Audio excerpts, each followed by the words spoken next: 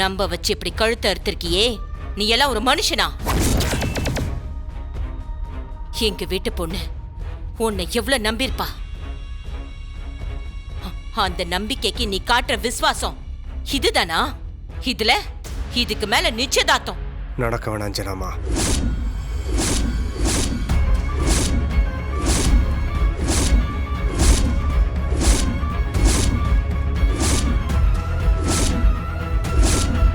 நான் யாரையும் ஏமாத்த நினைக்கல. சின்ன வயசுலயே என்னை தூக்கி போட்டு போனவன் என் அப்ப. அந்த ஆள் பேரை சொல்றதே பாவம் நினைக்கிறவன் நான்.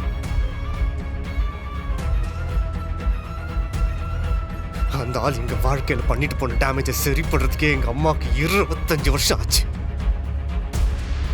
அப்படிப்பட்ட அருவருப்பு தக்க ஒருத்தனோட பேரை நான் எப்படி ஓப்பனா சொல்லுவேன்?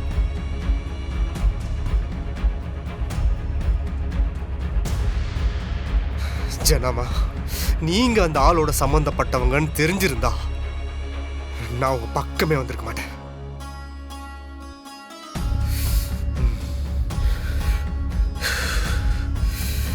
தப்பு பண்ணிட்டேன், பெரிய தப்பு பண்ணிட்டேன்.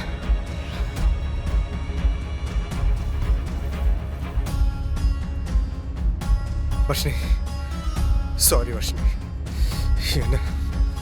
என்ன மன்னிச்சிரு. நீ யாருன்னு தெரியாம நான் உன்னை லவ் பண்ணிட்டேன்.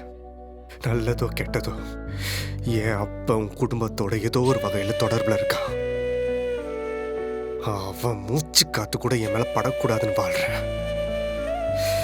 இப்படிப்பட்ட குடும்பத்துல நான் மருமகனாக விரும்பல. நமக்குள்ள இந்த கல்யாணம் வேண்டாம் வர்ஷினி.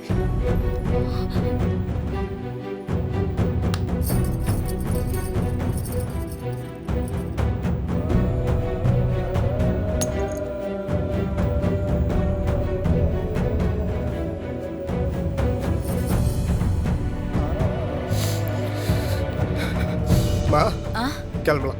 பிரபு, அந்த பொண்ணு அந்த ஆளுக்காக எதையோ இழந்திருக்கோம். காதல் இழக்க மாட்டா போலாமா? மன்னிச்சிருங்க ஜனாமா, மன்னிச்சிருங்க. சபையில் இருக்கிறவங்க அத்தனை பேர்கிட்டயும் நான் பகிரங்கமா மன்னிப்பு கேட்டுக்கிறேன். என்ன மன்னிச்சிருங்க.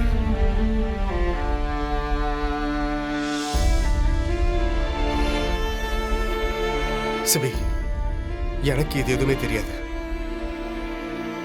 எனக்கு எதுவுமே தெரியாது. தெரிஞ்சிருந்தா நான் எப்பயோ ஒதுங்கியிருப்பேன்.